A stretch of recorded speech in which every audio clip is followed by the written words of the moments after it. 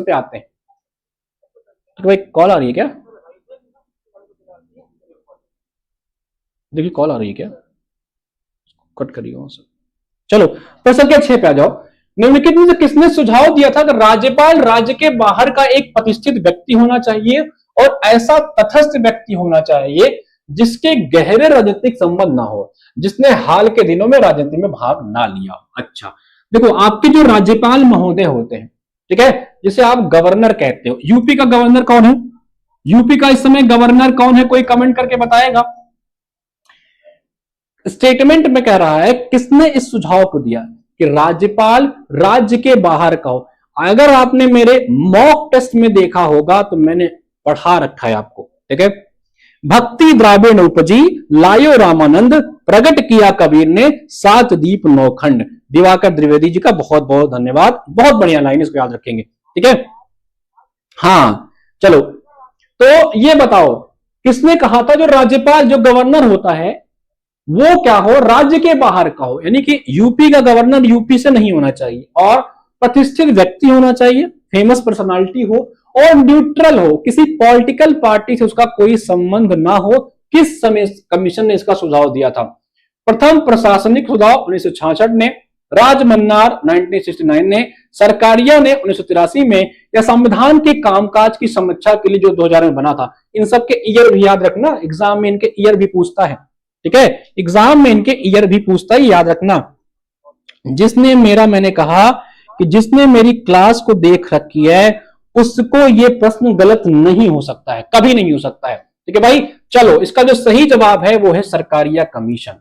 ये Sarkaria commission central state relation के लिए बनाई गई थी। इसी ने ये सुझाव दिया था गवर्नर राज्य के बाहर होना चाहिए।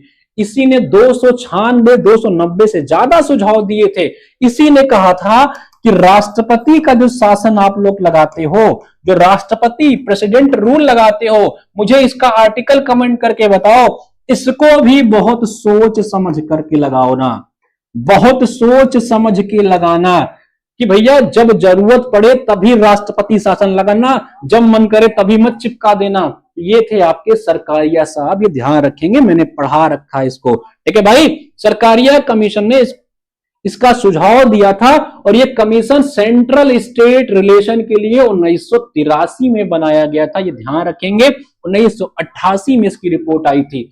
कोई मुझे बता सकता है कि इस कमीशन में कुल और कितने मेंबर थे, उनका क्या क्या नाम था? शायद पिछली कक्षा में मैंने आप सभी को बता रखा है इसमें कौन कौन से मेंबर थे, ठीक है भाई। चलो आगे चलें, आगे बढ़ा जाए।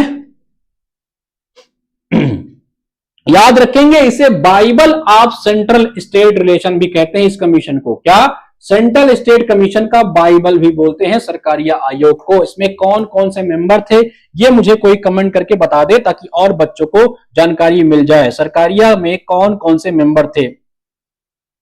अगले प्रश्न चलते हैं।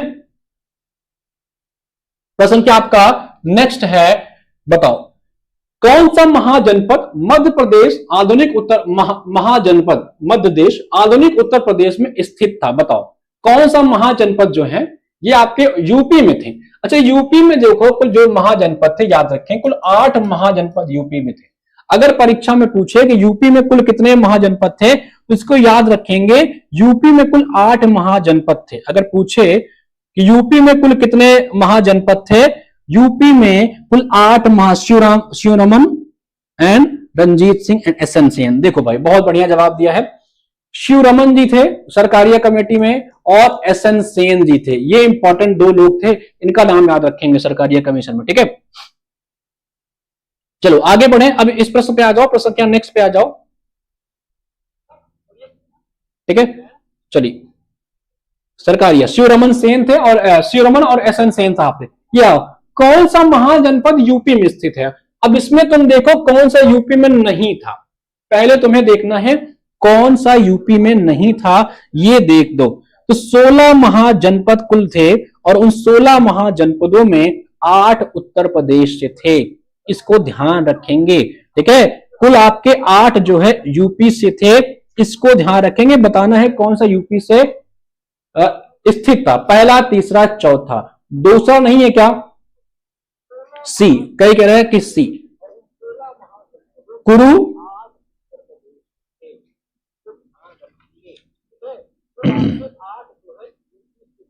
चलो भाई, कुरु कहां आता है? ये आपका पश्चिमी उत्तर प्रदेश में आता है, ठीक है।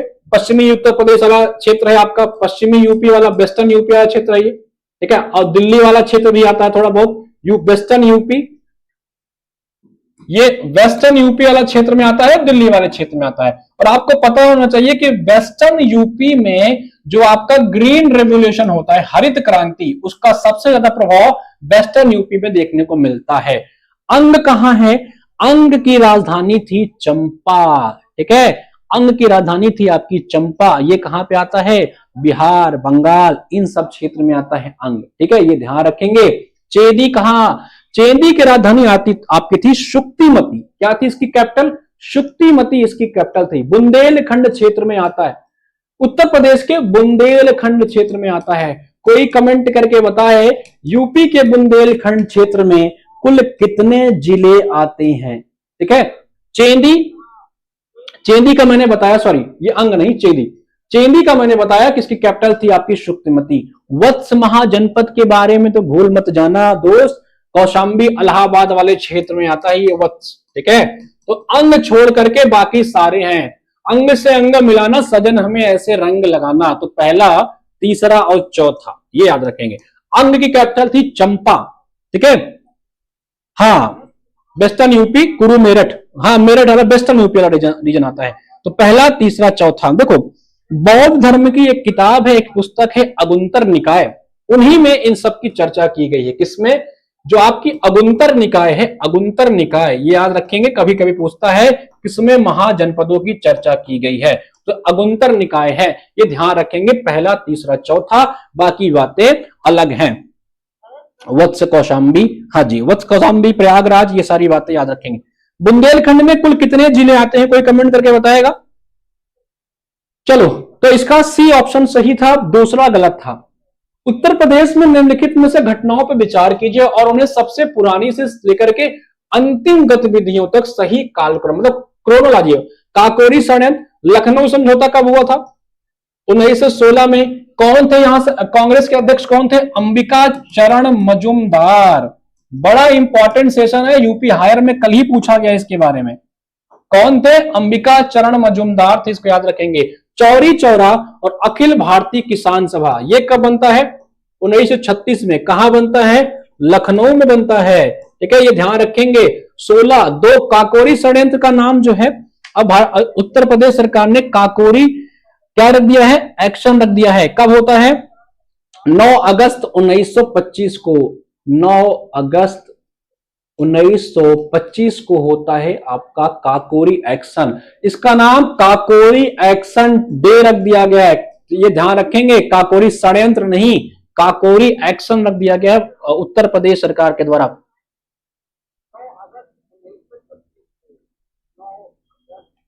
हाँ, जैन की भगवती सूत्र में भी है, बहुत बढ़िया, जैन की भगवती सूत्र में भी है, ये भी ध्यान रखेंगे, ठीक है। चलो, काकोरी क्या लिखा है? 1925। हाँ, काकोरी आपका 1925 में होता है। अखिल भारतीय किसान जो अध्यक्ष, इसके अध्यक्ष कौन होते हैं भैया? कौन होते हैं? स्वामी सहजानंद सरस्वती। कौन? इसकी स्थापना किसने की थी? सहजानंद सरस्वती ने। अध्यक्ष होते हैं इसके, अध्यक्ष होते हैं सहजानंद सरस्वती। इसमें नेहरू जी पार्टिसिपेट करते हैं, ये ध्यान रखेंगे। अच्छा, कोई मुझे बताएगा कि इसके जो महासचिव होते हैं वो कौन होते हैं? सेक्रेटरी कौन होते हैं इसके? अखिल भारतीय किसान सभा के अध्यक्ष तो सहजानंद होते हैं। चौरी चौरा कब होता है? चौरी चौरा 5 फरवरी 1922 को होता है। इसी के बाद गांधी जी ने एक मूवमेंट कैंसिल कर दिया था, उस मूवमेंट का नाम बताइए। अब क्रोनोलॉजी लगाइए आप लोग। तो सबसे पहले लखनऊ समझौता, दूसरे के बाद आपका तीसरा, ठीक है, ये वाला ऑप्शन सही हो जाएगा, 2314। एनजी रंगा, बहुत बढ़िया। इसके जो महासचिव थे उनका नाम था एनजीआर, एनजी रंगा साहब थे। एनजी रंगा अखिल भारतीय किसान, ऑल इंडिया किसान सभा के क्या होते हैं? सेक्रेटरी होते हैं। इसके अध्यक्ष कौन होते हैं? अध्यक्ष सहजानंद सरस्वती होते हैं। 36 में बनता है, लखनऊ में बनता है। लखनऊ समझौता 16 में होता है, एसी मजूमदार साहब के समय होता है। जो 1907 में सूरत में स्प्लिट होती है, रास बिहारी बोस उस समय अध्यक्ष होते हैं। उन्हीं लोगों को एकता हो जाती है। और लखनऊ पैक्ट में इनिवेशंट का, बाल गंगाधर तिलक का और आपके जिन्ना का बड़ा इंपॉर्टेंट रोल प्ले होता है, ये ध्यान रखेंगे सभी लोग। काकोरी एक्शन का नाम उत्तर प्रदेश सरकार ने अब काकोरी एक्शन कर दिया है। नॉन कॉपरेशन मूवमेंट, बहुत बढ़िया जवाब। नॉन कॉपरेशन जो मूवमेंट था गांधी जी ने इसी के बाद समाप्त कर दिया था। चलें प्रश्न संख्या 8 पे आते हैं, 9 पे। यूपी किसान सभा के बारे में निम्नलिखित कथनों पे विचार कीजिए। आज यूपी के हम लोग थोड़ा ज्यादा प्रश्न आए हैं क्योंकि आपकी परीक्षा में कम से कम 3 प्रश्न यूपी से आएंगे। यूपी किसान सभा का आयोजन 1924 में गौरी शंकर मिश्रा और इंद्र नारायण द्विवेदी द्वारा किया जाता है। इसका आयोजन जो था, इसका उद्देश्य किसानों के हितों की रक्षा करना था। ठीक है, कौन सा कथन सही है यह बताना है। देखो अब दोनों प्रश्न पास पास है तो इसका अंतर को समझ लेना, दोनों प्रश्नों के अंतर को समझ लेना। यह था अखिल भारतीय किसान सभा, ये बनता आपके लखनऊ में है भले, ठीक है, ये अलग संस्था थी, इसका नाम याद रखेंगे। और ये अलग संस्था है, इसका नाम है क्या, यूपी किसान सभा। ठीक है, ये याद रखेंगे। 9 का बी, 9 का बी कह रहा है कि सभा का आयोजन 1924 में गौरी शंकर मिश्रा और इंद्र नारायण द्विवेदी जी ने किया। यूपी पीएससी ने इसको यूपी पीसीएस 2023 में पूछ रखा है, ये ध्यान देंगे। यूपी किसान सभा का गठन किसने कहा था, ऑप्शन में इंद्र नारायण द्विवेदी जी का नाम दिया गया था। कह रहा है कि 1924 में बनता है, ये ध्यान रखेंगे। 1924 का वर्ष आपको याद है, आपको बताइए गांधी जी जो है, मुझे कमेंट करके कोई बताएगा, गांधी जी जो है कांग्रेस के एकमात्र अधिवेशन में, एकमात्र इंडियन नेशनल कांग्रेस अधिवेशन अध्यक्षता करते हैं, वो होता है बेलगाम कर्नाटक में। कहां होता है, बेलगाम कर्नाटका में होता है। कोई मुझे बताए ये बैठक किस ईयर में हुई थी, ये बैठक किस ईयर में हुई थी, कोई मुझे बताए। ठीक है भाई, चलो इसका सही जवाब क्या दे रहे हैं लोग, 9 का बी कह रहा कोई, मतलब 1 और 2 दोनों। बहुत बढ़िया, कोई बात नहीं भाई, मैं आप लोग प्रयास कर रहे हैं, यही अच्छा लग रहा है। ठीक है, चलो तो भैया ये देखो, ये जो यूपी किसान सभा था, इसका गठन जो होता है, इसका गठन जो होता है 1918 में होता है। ठीक है, चंपारण सत्याग्रह के तुरंत बाद इसका गठन किया जाता है। चंपारण में जब कृषि आंदोलन होता है, उसके बाद उत्तर प्रदेश वाले भी थोड़ा सतर्क हो जाते हैं और इन्होंने एक संगठन बनाया, यूपी किसान सभा। अच्छा, ये मुझे एक चीज और बताइएगा कि बारदोली सत्याग्रह कब होता है, बारदोली, बारदोली का कब सत्याग्रह होता है, जिसमें वहां की महिलाओं ने जो है आपके इसको सरदार पटेल को जो है सरदार की उपाधि दी थी। ये बारदोली कब होता है, गांधी जी वाला को कमेंट आया, बहुत बढ़िया। तो ये जो 1924 का वर्ष है, इसको याद रखेंगे। गांधी जी ने कांग्रेस की एक बार अध्यक्षता की थी इसी वर्ष में, 1924 में। ठीक है, चलो यस यस 1918। अब बताओ बारदोली वाला केस कब हुआ था, जिसमें जो है सरदार की उपाधि उनको मिली थी, कोई कमेंट करके बताए फटाक से। प्रश्न संख्या कौन सा था, ये प्रश्न संख्या आपका 7वां था ना भाई, 9वां है। चले 1928, 1928 बहुत बढ़िया जवाब। ठीक है, 1928 में होता है बारदोली, याद रखेंगे। उसी में जो है आपके अवार्ड दिया जाता है किसको, इसका कौन सा जवाब सही हो जाएगा, फिर इसका हो जाएगा केवल 2। ठीक है, ये वाला गलत है भाई, ये 1918 में बनता है। इन लोगों का नाम याद रखेंगे, मिश्रा जी का, द्विवेदी जी का। ठीक है भाई, नहीं तो भुला जाओगे, एग्जाम में कंफ्यूजन हो जाएगा। राष्ट्रीय आपातकाल के दौरान राष्ट्रपति किस अनुच्छेद के तहत मौलिक अधिकारों को लागू करने के लिए किसी भी अदालत में जाने के अधिकार को निलंबित कर सकता है, बताओ। अच्छा, आपके भारत में इमरजेंसी के बारे में थोड़ा बात कर लेते हैं। बस आपको एक बात बतानी है, मैं यहां पे आर्टिकल आपको बता देता हूं। भारत में इमरजेंसी का प्रावधान आर्टिकल 352, आर्टिकल 356। अब आपको बताना है संविधान के किस पार्ट में इसकी चर्चा करनी करिए। आर्टिकल 356 और आर्टिकल 360 में ये बताई गई है कि इमरजेंसी आप लगा सकते हो। देखो अब यहां पे समझने का प्रयास करो। 352 में है आपकी कौन सी, नेशनल इमरजेंसी। 356 में है स्टेट इमरजेंसी या राष्ट्रपति शासन, जिसे आप लोग कहते हो राष्ट्रपति रूल, प्रेसिडेंट रूल। 356 में है फाइनेंशियल इमरजेंसी, और भारत में ये अब तक कभी नहीं लगी है। अगर मैं बात करूं आर्टिकल 356 की, तो उत्तर प्रदेश में अब तक जो प्रेसिडेंट रूल लगा है वो 10 बार लगा है, ये ध्यान रखेंगे। ठीक है, राष्ट्रपति प्रेसिडेंट रूल को लगा सकता है। अब आपसे कह रहा है कि किसी भी अदालत में मौलिक अधिकारों को लागू करने के लिए निलंबित कर सकता है। 358 article 19 suspend, 358 all rights other than. हाँ, बहुत बढ़िया जवाब। ठीक है, 10 का जो हो जाएगा ये सी हो जाएगा, इसको ध्यान रखेंगे। ये आर्टिकल 359 में कहा गया है कि राष्ट्रपति जो है अधिकारों को प्रवर्तन निलंबित कर सकते हैं।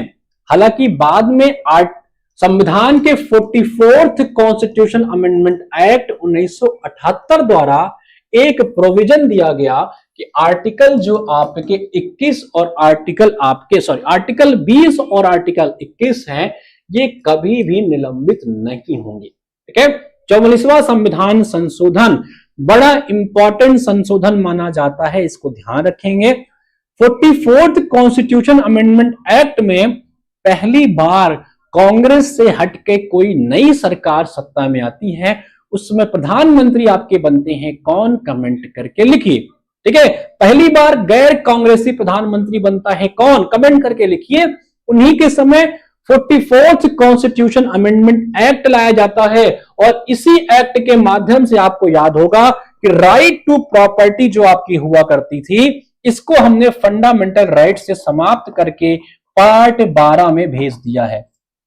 याद है आर्टिकल 300A में, तो 44वां संविधान संशोधन के तहत ही एक नया प्रावधान किया गया था कि 20-21 कभी भी समाप्त नहीं होंगे। ठीक है भाई, मोरारजी देसाई, बहुत बढ़िया जवाब दिया है आकृति ने। इस समय जो आपके प्रधानमंत्री थे, इस समय कांग्रेस की सरकार नहीं थी। एक बार एक प्रश्न आया है कि जब 44वां संविधान संशोधन आया था, उस समय भारत के प्रधानमंत्री कौन थे, तो याद करेंगे मोरारजी देसाई थे, और उसमें कांग्रेस की सरकार नहीं होती है। आर्टिकल 300A में राइट टू प्रॉपर्टी को डाला गया। मैंने इमरजेंसी पूछा था कि किस पार्ट में है, क्या किसी ने बताया था इमरजेंसी किस पार्ट में है?